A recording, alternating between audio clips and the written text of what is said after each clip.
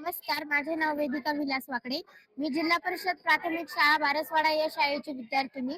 माझ्या प्रयोगाचं नाव आहे महामार्गावरील पाण्याचे व्यवस्थापन आणि वृक्ष संवर्धन. आपण सध्या पाहतो की भारत शासन रस्त्याच्या कडेला झाडे लावण्याचा उपक्रम राबवत आहे. पण ही झाडे पावसाळ्यात लावली जातात. त्यामुळे उन्हाळा आणि हिवाळ्यामध्ये झाडांना पाणी मिळत नाही. झाडांना पाणी न मिळाल्यामुळे झाडे नष्ट होतात आणि पावसाळ्यामध्ये रोडवरती प्रचंड प्रमाणात पाऊस पडतो. पण हे पावसाचे पाणी वाया जाते, कोणी याचा वापर करत नाही. तर मी याचे निरीक्षण करून हा प्रयोग केला आहे. पावसाचे पाणी जे आहे ते आपण या नाल्यांमधून या टाक्यांमध्ये स्टोअर करू शकतो.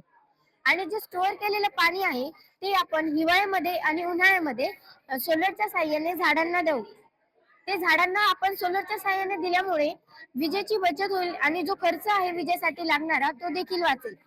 हे पाणी आपण देत आहोत ते आपण ठिबक सिंचनच्या साहाय्याने देणार आहोत.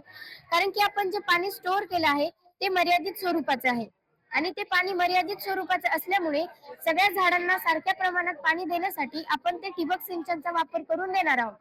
या प्रयोगामुळे काय होईल, भारत शासनाचा दरवर्षी झाडे लावण्याचा खर्च वाचेल आणि भारतातील जे रस्ते आहेत ती झाडे लावल्यामुळे आणखी सुंदर दिसेल.